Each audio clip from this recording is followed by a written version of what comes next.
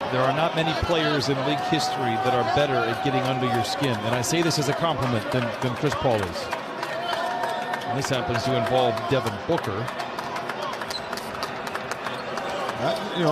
Here's my thing. I love the chippiness as long as you keep your mindset on what you got to do.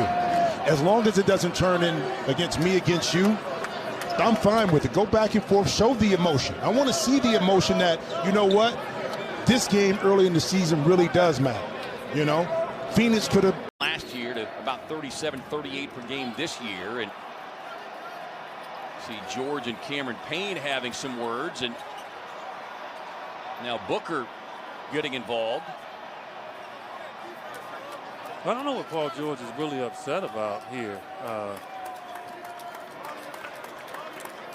really don't. I mean, he's hot as a firecracker. He's hot as a firecracker. I don't know what he expects. He's lucky he didn't play in the 80s.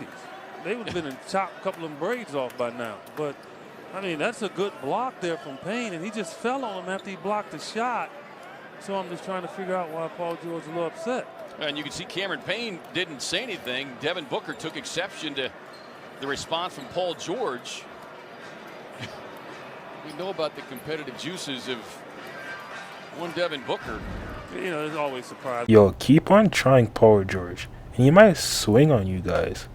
People are starting to act like Paul George is some bum out here in the streets. But in reality, he's a top 12 player in the league. Man, let's be honest. Let's get straight to the point. There are about 5 teams that have fan bases that run NBA Twitter.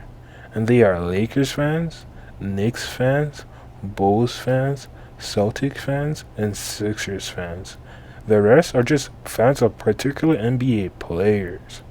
I say this to say because the Lakers fans are upset that Paul George picked the Clippers over the Lakers essentially when you think about it. And Paul George is an up and down player for a superstar, where one night he may give you a 30 piece and the other night it's gonna be like 11 points. But here's the issue. Now you got players following the hype train online and taking it into real life with trying to bully Paul George, with Devin Booker, who has never been to the playoffs, calling him soft. Yeah, Devin Booker did hit that game winner against him during the bubble. But still, Devin Booker calling Paul George soft? Come on, man. Paul George is better than Devin Booker. And good thing the Clippers, got that win, because, this Paul George hate thing is getting out of hand. And the only thing to shut this hate train up is a ring, or Paul George averages 35 points in the playoffs, and at least gets the Clippers to the NBA Finals.